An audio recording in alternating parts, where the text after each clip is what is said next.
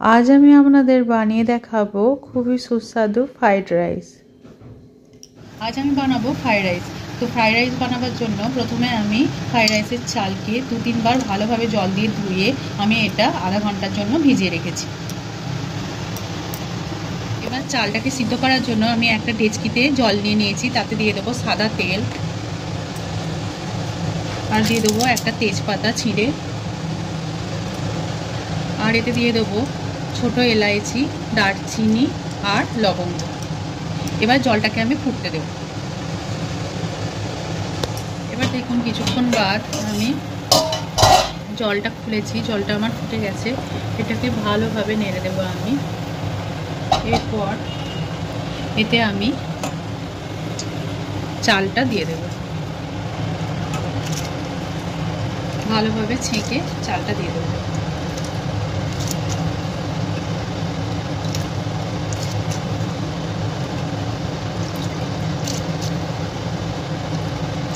চালটা দেওয়া হয়ে গেছে, এবার জলটা টকবক করে ফুটবে। চালটা যখন 70% সিদ্ধ হয়ে যাবে তখন আমি এই চালটাকে ছেঁকে নেব। চালটা আমি ছেঁকে নিয়েছি, এটা 70% সিদ্ধ হয়ে গেছে। চালটাকে ছেঁকে রেখে একটা পাত্রে ঠান্ডা করতে রেখে দিয়েছি। এবার আমি গ্যাসে একটা কড়া নিয়ে নিয়েছি, এতে আমি সাদা তেল দেব। এখন সাদা তেলটা এবার গরম হয়ে গেছে, এবার আমি কাজু দিয়ে দিয়েছি, কাজুটা আমি ভেজে নেব।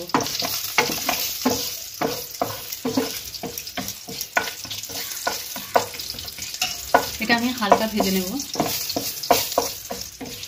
দেখুন কাজুটা আমি হালকা ভেজে তুলে রেখে দিয়েছি। এবার আমি এতে কিশমিশ দিয়ে নেব। কিশমিশটাও আমি হালকা ভেজে তুলে রেখে দিয়েছি। এবার আমি তেলের উপর দিয়ে দেবো একটা তেজপাতা আর এলাইচি, দারচিনি আর লবঙ্গ। এই গোটা গরম মশলাটা আমি তেলের উপর দিয়ে ভালোভাবে একটু ফ্রাই করে নেব।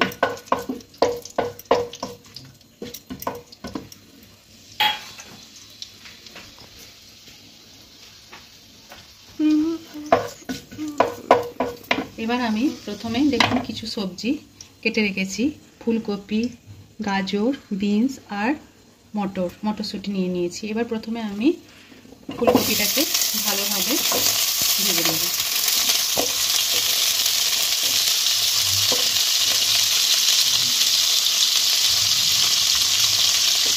দেখুন ফুলকপিগুলো আমার হালকা লাল লাল করে ভাজা হয়ে গেছে। এবার আমি গাজরটা দিয়ে দেবো আর বিনসটা দিয়ে দেবো।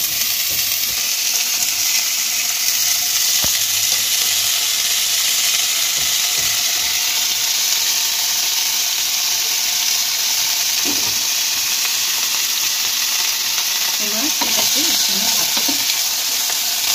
এবার সবজিগুলোকে ভালোভাবে একসঙ্গে ভেজে নেব।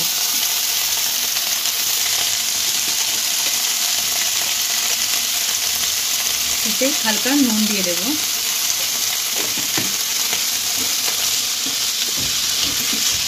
ভালোভাবে সবজিগুলোকে ভেজে নেব। দেখুন গাজর আর বিনস ভালোভাবে এর সঙ্গে ভাজা হয়ে গেছে। এই সময় আমি মটরশুঁটিগুলো দিয়ে দেবো।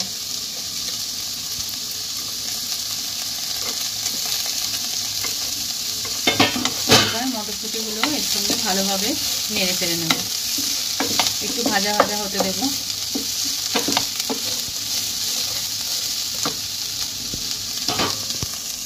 এবার আমি সবজিগুলো ভাজা হয়ে গেছে ভালোভাবে, এবার চালটা আমি দিয়ে দেবো ধীরে ধীরে, অল্প অল্প করে মেশাবো। প্রথমে আধা দিলাম,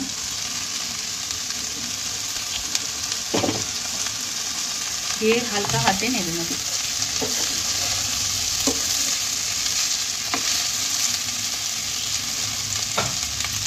দিয়ে আবারও আধা দিয়ে দেবো।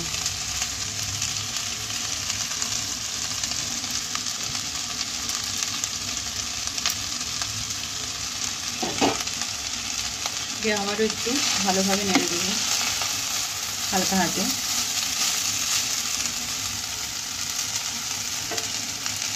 এবার আমি কাজু বাদাম আর কিশমিশ ভাজাটা দিয়ে দেবো।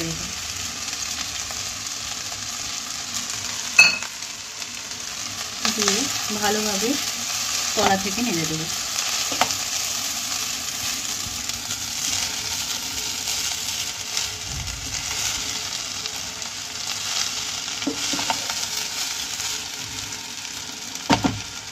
দেখুন ভালোভাবে নাড়া হয়ে গেছে। এবার আমি এতে পরিমাণ মতো চিনি দিয়ে দেবো।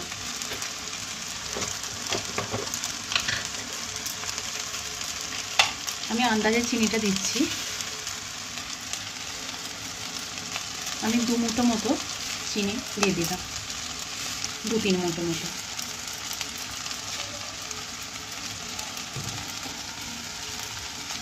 দিয়ে ভালোভাবে এটাকে নেড়ে দেবো।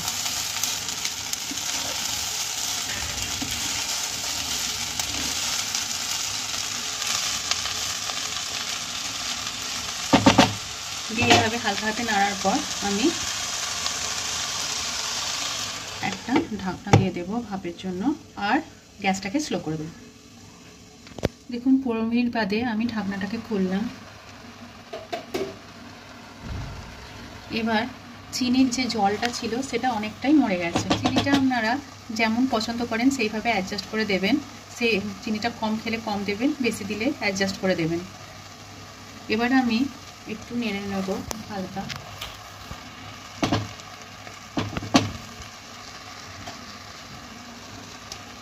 তাতে দিয়ে দেবো 1 চামচ ঘি, 1-1.5 চামচ মতো ঘি দিয়ে দিলাম। এবার ঘিটাকে একটুখানি ছড়িয়ে দেবো আর হালকা হাতে আমি এটাকে একটু নেড়ে দেবো।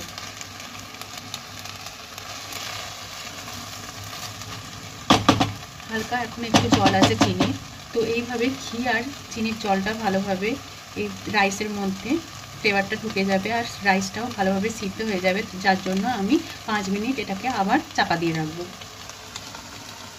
দেখুন ঢাকনা দিয়ে দিলাম আমি 5 মিনিটের জন্য, আর গ্যাসটা আমার স্লোই থাকবে। 5 মিনিট বাদে আমি ঢাকনাটাকে খুলবো। দেখুন 5 মিনিট বাদে এই চিনির জলটা একদমই শুকিয়ে গেছে, আর এটা কতটা ঝরঝরে হয়েছে দেখুন। এবার আমি গ্যাসের ফ্লেমটাকে বন্ধ করে দেবো। গ্যাসটাকে আমি বন্ধ করে দিলাম। এবার এটাকে আমি আরও 5 মিনিট এইরকমভাবে রেখে দেবো। 5 মিনিট বাদে এটাকে আমি পরিবেশন করব।